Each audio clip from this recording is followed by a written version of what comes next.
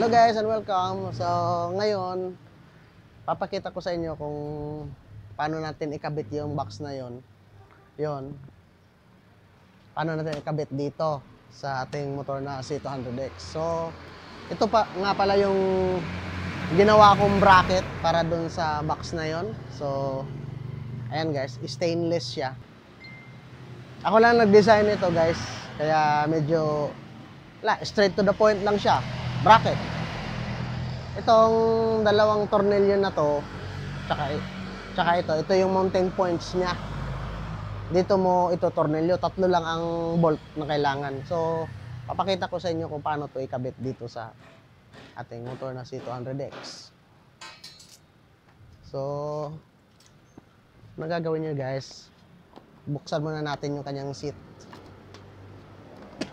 Yan. Tapos, tatanggalin natin itong pillion seat. So, ayan guys, makikita nyo, meron ditong dalawang butas na meron siyang thread. So, hindi yan ginagamit. Ewan ko bakit meron ganyan. Yan, hindi yan ginagamit eh. Yan yung ginamit ko na mounting point para doon sa bracket. Tapos, yung pangatlong mounting point niya is ito. Itong bolt ng taillight. Tatanggalin ko yan. Tapos yun, dun ibo-bolt yung pangatlong bolt. Okay? So guys, tatanggalin natin to. Ayan. Ito kasi yung humahawak sa taillight natin. Ayan. Make sure na hindi nyo ito mawala. So guys, bago natin ilagay yung bracket, make sure na meron siyang rubber para hindi magasgas yung chassis natin. Yan.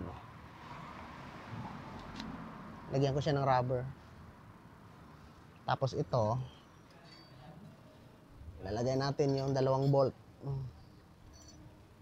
Ito M8 na stainless, 2 1/2 inches. Yan. So, shoot lang siyang ganyan.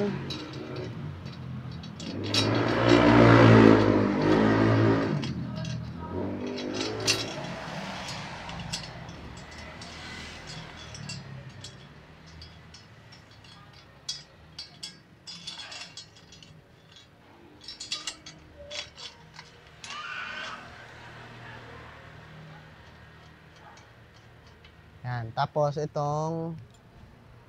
namang sa hulihan, M6 na yung haba niya is 2 inches. Kaya na rin natin ito.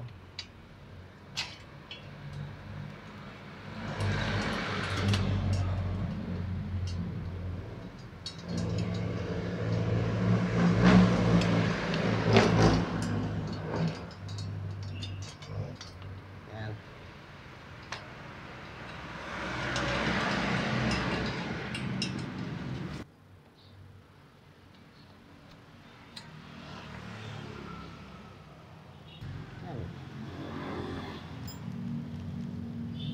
Ito 13mm na socket.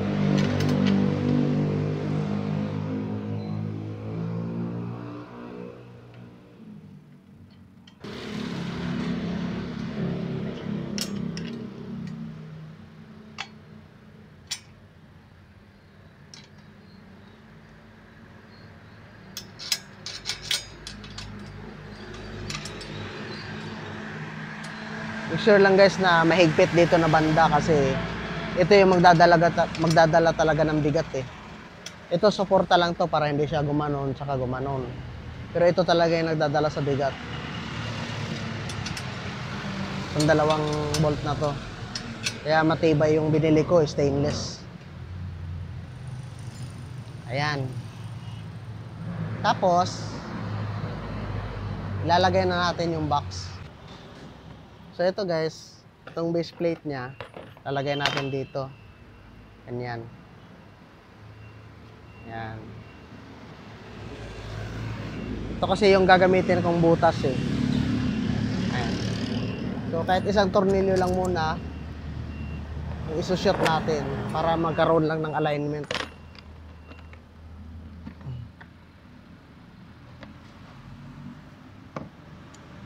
Yan.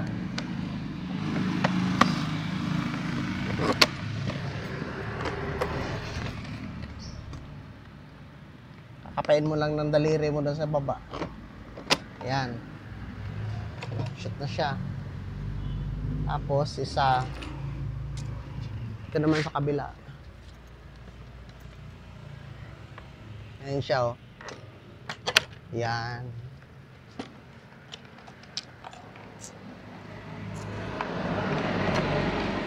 Sa kabila naman.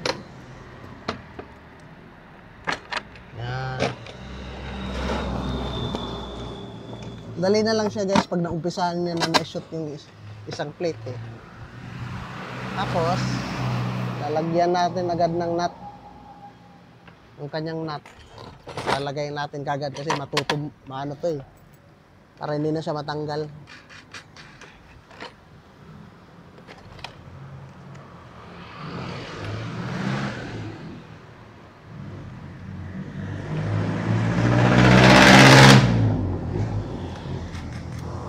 Yan. Steady na siya. So, papantayin mo na lang. Papantayin mo na lang dito. Lagyan muna natin ng nut yung dalawang bolt.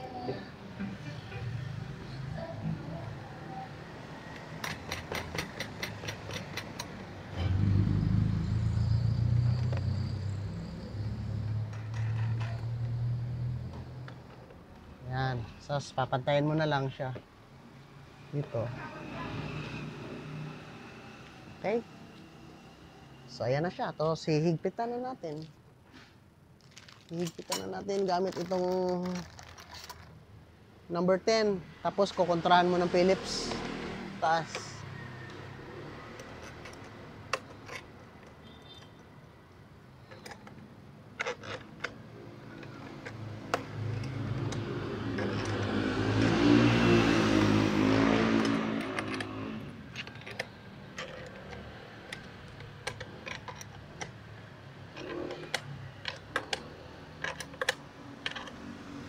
Kabila.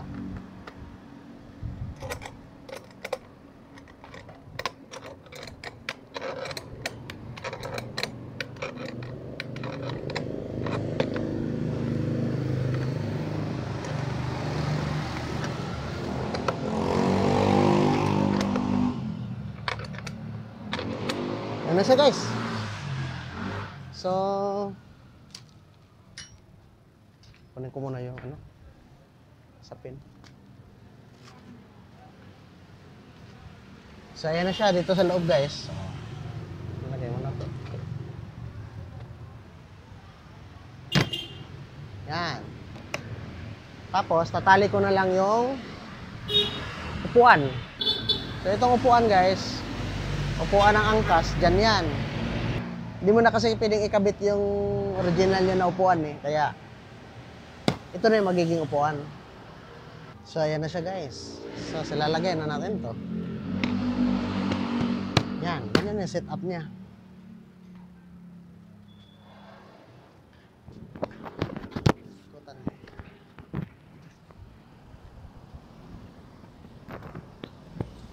So, kaya ako bumili ng top box guys. Kasi, di talaga maiwasan eh. Kailangan talaga eh. Kasi tuwing umuwi kami na Pangasinan, ang dami naming dala-dala. May backpack sa likuran ko, may backpack sa tangke. Kaya, kailangan na talaga magkaroon ng top box para may extra na lagayan ng mga gamit.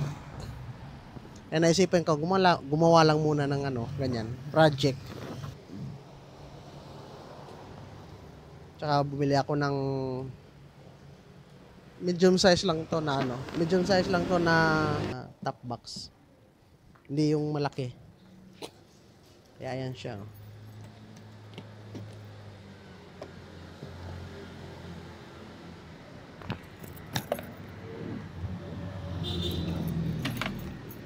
Yan lang yung loob niya.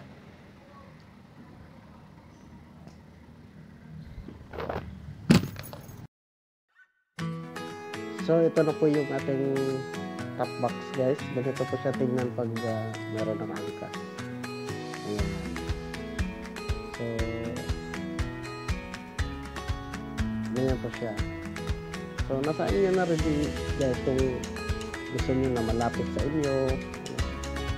Pinili kasi namin na may space pa kasi kung marami kaming dala, minsan nagbabakpak din ako, kaya kailangan may space sa pagitan ng dalawa.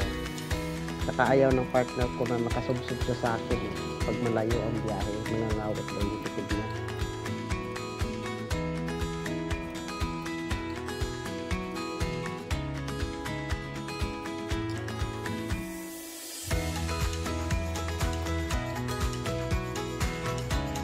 Sige guys, yun lang po ang ating video ngayon. So, salamat sa panonood and please subscribe to my channel, TJ The Novice Rider.